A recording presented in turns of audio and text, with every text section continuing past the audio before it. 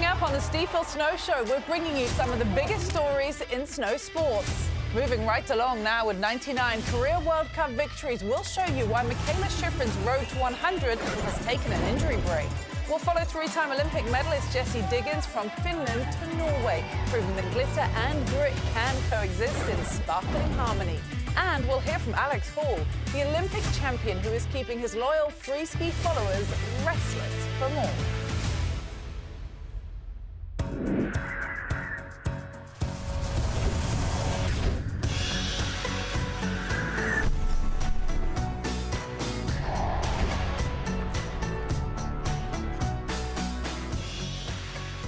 Well, hello, and welcome along to Season 2 of the Stifel Snow Show. I'm Kurka Banks, thrilled to be back as your host as we bring you the latest in skiing and snowboarding from around the globe.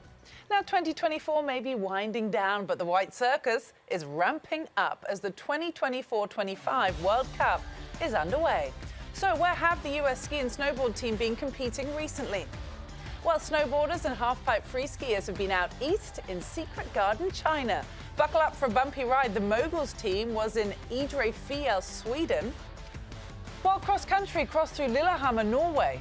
And finally, into the wild, the Stifel Birds of Prey series began with men's alpine in Beaver Creek, Colorado.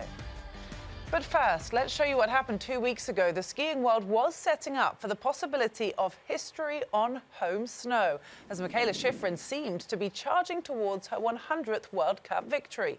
Well, the two-time Olympic gold medalist, whose record in Killington, Vermont was almost flawless, led the giant slalom after run 1. As the 29-year-old was closing in on the highly anticipated milestone, it all came crashing down, with Shiffrin catching an edge that saw her fly into 2 gates before bouncing into the net. Competition was, of course, paused as attendants came to her immediate assistance and moved Mikaela down the slope on a sled and to the hospital, where it was determined that she had suffered a puncture wound in her lower front torso, as well as muscle damage. Shiffrin summarizing that she has been impaled and, quote, has a stab wound, basically. Well, she has since posted images of her wound across social media with a significant graphic content warning, and while no definitive timeline has been shared for her return, the GOAT continues to cheer on teammates with her signature optimism. A detailed recovery plan will no doubt lead to the next step in what is a storied career so far.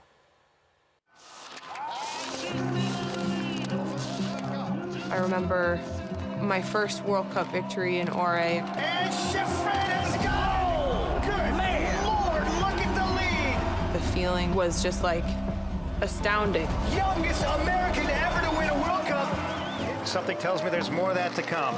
Like, I knew I had a good run, but never thought it was actually going to be a victory. And then all of a sudden you realize, oh, it wasn't necessarily something crazy or special that I did.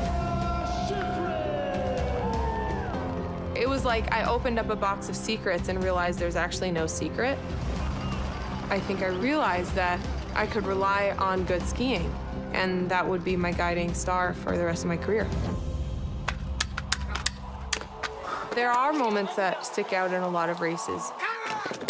I remember, like, 2015 World Champs, crossing the finish line. Shiffrin to the line. Is it gonna be enough? Yes!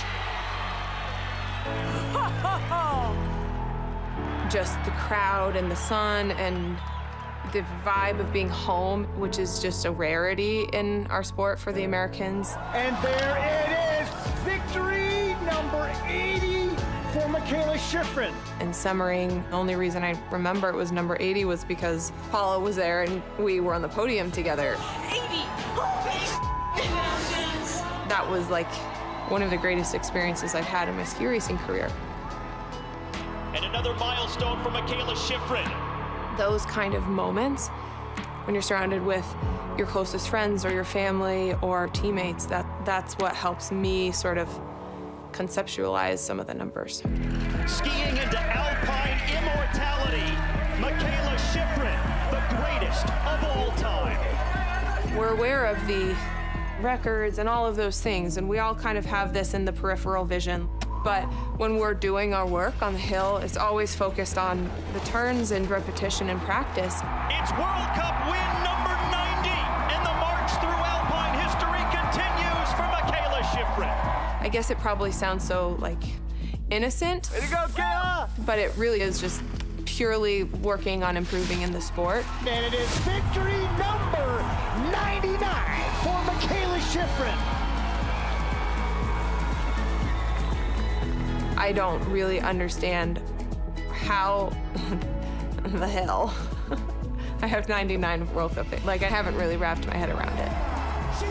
I would have never imagined this kind of success in my career.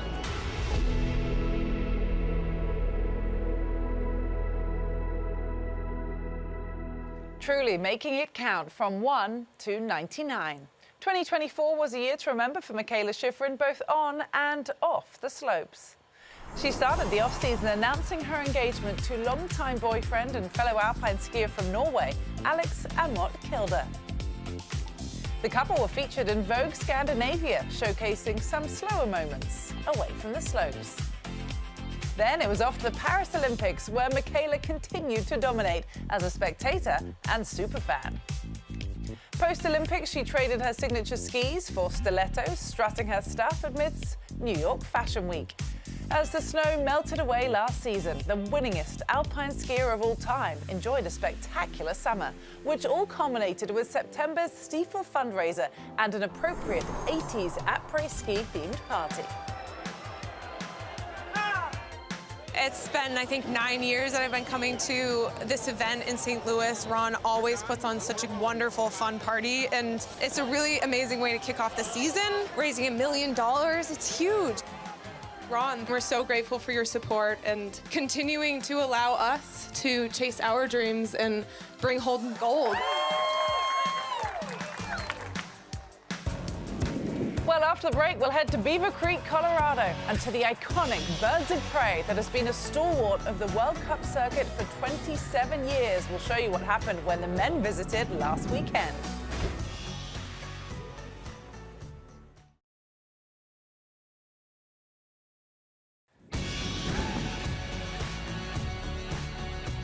Well, the men kicked off a 2-weekend-long Stifel Birds of Prey series at Beaver Creek Resort in Colorado. And the Americans had a good showing, with California native Bryce Bennett landing a top 10 spot in the downhill.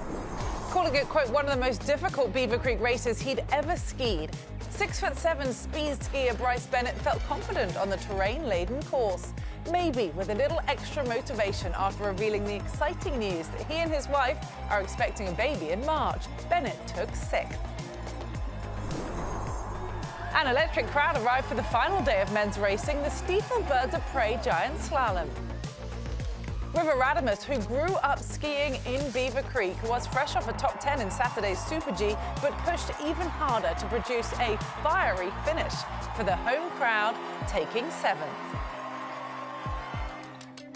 But it was Brazil's colourful Lucas Pinheiro Braten, formerly a star athlete for Norway, now racing for his mother's country, who stole the spotlight in 2nd, becoming the first ever Brazilian skier to finish on a World Cup podium, and his first since returning to the sport this October after a full season away from racing. Thomas Tumler of Switzerland took 1st to complete a Swiss sweep of the 3 weekend winners. Pinheiro Braten celebrated in memorable fashion, though. Cowboy boots and the Brazilian flag accompanied a lively samba dance, the 24-year-old admitting he, quote, came here to be myself and hopefully be an inspiration to the outcasts, to the people that feel a bit different, to follow their own path. Well, that message might just resonate with one of skiing's greatest ever, who recently announced she is rejoining the professional ranks, to the excitement of her adoring fans. Hold on to your goggles, she's back, and now officially World Cup qualified.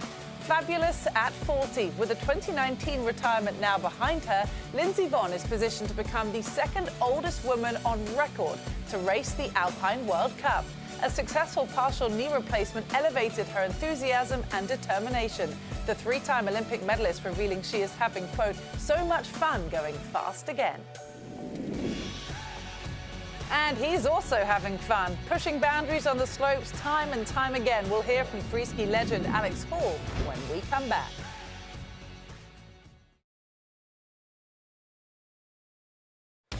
Welcome back to the Stifel Snow Show, where we'll get some time with the one and only Alex Hall shortly. The Park City, Utah, by way of Zurich native, turning free skiing on its head with ever-evolving creativity. In fact, he's been called the epitome of a free skier. Well, we'll get some insight into his life with all of his twists and turns ahead. But first, let's drop in on some women's snowboard halfpipe from Secret Garden, China. The US snowboard team hailed it a big day for the Maddies, making her return after an 8-year hiatus from the World Cup circuit. Mikaela Shiffrin showed self-discipline one might expect from the veteran, who's coached the team she's now back competing for. Teammate Maddie Mastro, taking advantage of near-perfect conditions, soared to new heights. The crowd and Podium took notice. Her signature double crippler helped to clinch her first World Cup win amidst an already dominant career. Well, 30-year-old Shiffrin landed on her first World Cup podium in her comeback and vowed to keep pushing. In her words, quote, "That was fun as hell." Secret Garden's halfpipe also played host to the free skiers. Two-time Olympic medalist Alex Ferreira, the defending park and pipe Crystal Globe champion, demonstrated uncommon technical expertise punctuated by his signature pole twirl, while teammate David Wise, a two-time Olympic gold medalist from Reno, Nevada, declared himself happy and thankful with his solid run. Wise is coming off a tough last season dealing with a knee injury. But it was Indiana's Nick Gepper who positioned himself as the one to beat. The former slopestyle skier earned his first World Cup halfpipe win in a US sweep of the podium, saying after, quote, "If you love what you do and believe in yourself, you can make anything happen." Well, now to another great American free skier. Alex Hall is just 26 years old, born and raised almost anywhere with snow, Alaska, Switzerland, and Utah. He's now an Olympic gold medalist and last season's Big Air Crystal Globe winner. We are delighted to welcome him in now. Alex, thank you for joining the Stifel Snow Show, and I know that was your first Globe of your career. You seemed a little surprised by the win. Tell us why. Yeah, thanks for having me. Great to be a part of the show. And yeah, that was my first Globe. I ended up winning of my career. It felt like kind of the last piece, at least competitively, that I hadn't achieved. So, no, it was great. It was awesome. It was actually in Big Air. I do Big Air and slopestyle. So Big Air, I would say, is less of my strong suit. So I think that's why I was a little surprised. And but the stars aligned, and I had a great season last year to take the overall win there. You really did, and it's so nice to get to know you a little bit better. I mentioned everywhere that you kind of grew up. As a result, you speak 4 languages, I've been told. Swiss German is one of them, naturally having spent some time in Zurich. But let me see if I've said this right. Lac du Mer, I've heard, is one of your favorite sayings. Can you tell me what it means? Yeah, it's kind of just like a saying you say in Swiss German when you're surprised by something or just kind of taken aback by something. Kind of the direct translations, I'm not exactly sure how to phrase it, but yeah, it's just kind of something you say like, oh my gosh, or what just happened. Is pretty much the equivalent. So I use it all the time. And I know you still speak a lot of Swiss German with your brother, so it's awesome to hear you keep it up. But, you know, off the slopes, I know film is a big part of your life. Right now, we can actually find you in 2 current projects. Let's start with learning a bit more about your ski that you have with Faction Skis and their portrait of you in the short entitled Restless. Can you tell us a bit more? Yeah. I spent a good chunk of last season working on this video with Faction Skis, which is one of my great sponsors. We've been together for a really long time. They're my first ever sponsor. So, but yeah, I spent a ton of time traveling in Europe and the US filming for this video. And it was a little more of a portrait piece, a little more personal, which was a first for me. But I think it just gave a little more insight on who I am as a person and how I kind of like to conduct my skiing and pretty much how restless I am, and always like to be traveling, always like to be doing something in my free time when I can. So the title is perfect then. He really is restless. Can't wait to watch a bit more of that. Plus, you and teammate Hunter Hess, you appear in the film Ash. Powder Magazine called it a succinct hit of ski movie magic. Why is that? Yeah, Hunter Hess, who's on the halfpipe team, and I've been making videos for a long time, and we love hanging out with each other, and our friend Owen Dahlberg, who's our filmer, and the 3 of us have made a bunch of movies together, and this kind of most recent one, Ash, was a video we made in Europe in the springtime. We spent the month of April filming there, and got some good weather, some bad weather, everything in between. But we had a great time, and I think we're a really efficient team. We feed off of each other, and we all have extreme motivation to make things happen, and even if we have a very short amount of time. So I think we've always kind of had great chemistry with making movies, and a great friendship to go along with the story and kind of tell the skiing as a part of friendship. And I think that adds kind of a whole nother layer to a ski video that's just action usually. So that's a pretty nice part about our relationship. Oh, good to know. And then spring, I guess, leads into summer, of course, every year. And I think some of us always wonder what skiers' summers look like. Well, I heard that you recently did an internship in finance. What was that like? Any, temptation to have a career change in the future? Yeah, I did. I had a little stint in New York City this summer. I spent about 8 weeks there working for BlackRock, doing an internship with the U.S. ski team.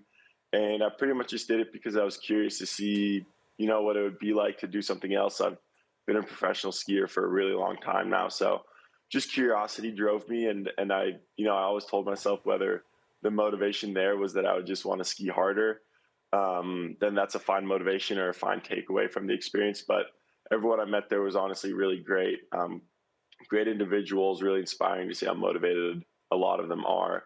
So I learned a ton, and that doesn't mean I'm done with skiing just yet. I'm still loving it and feel like I've got a lot to give. So it was more just, a little summer vacation in a way. Right, hard to slot from professional skiing to the 9 to 5, I am sure, but still props to you for giving it a go. Now, what are the chances your girlfriend has the exact same last name as you, but she does, Emma Hall? I know you guys have been together for a long time, and she's got a nice following on social media. You're both, I guess, kind of creators and visual effects you use to your advantage in these movies and things. How much do you think has exposure on social media platforms brought more eyes and attention to the sport of skiing?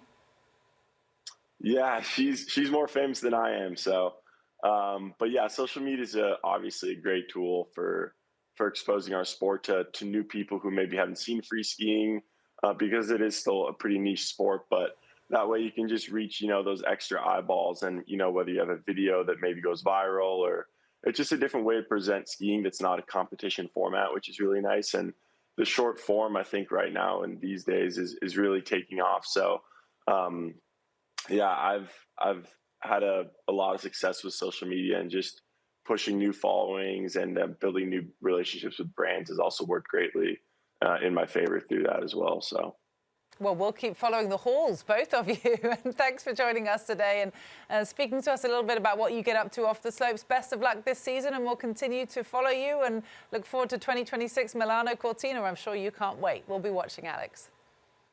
Thanks so much for having me. Appreciate it. Well, she recently posted on social that her soul is, quote, on fire. What we've come to expect from this lover of adrenaline-filled adventures. Cross-country great Jessie Diggins is on a joyride through life, and we're catching up on her latest accomplishments next.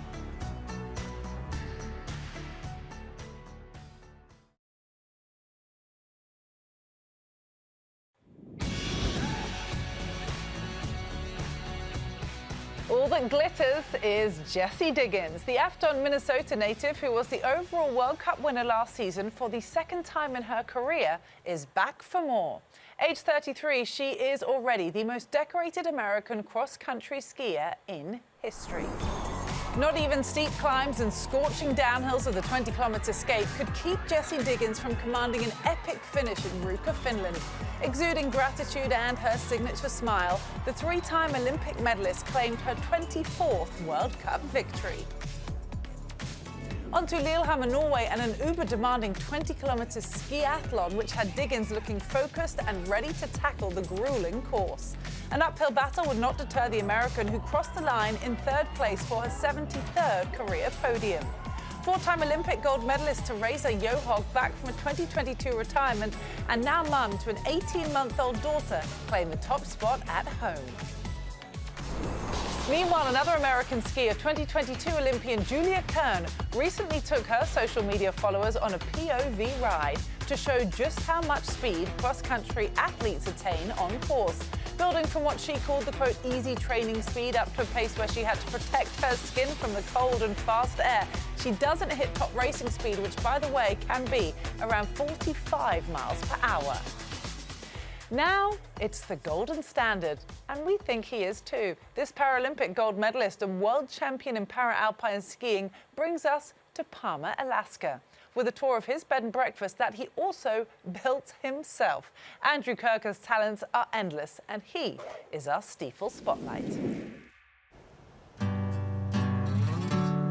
My bed and breakfast is called Golden Standard Bed and Breakfast with the Flashies. It's been very busy. It's been a lot of work. I have 3 new beautiful cabins. I have to install an oil heater, finish up a little bit of the plumbing stuff, finish up installing an electric heater, build a bed frame. The list goes on. I think that it's important to get your hands dirty, especially on projects like this, because when you have heart and spirit into it, you end up with pride in something.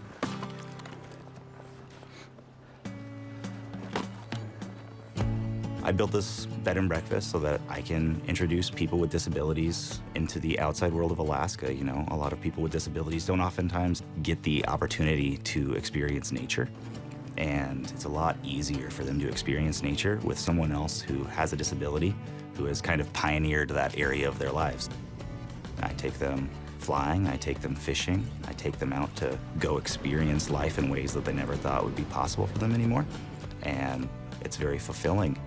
That's why I built this bed and breakfast. The fact that it also pays the bills is kind of cool.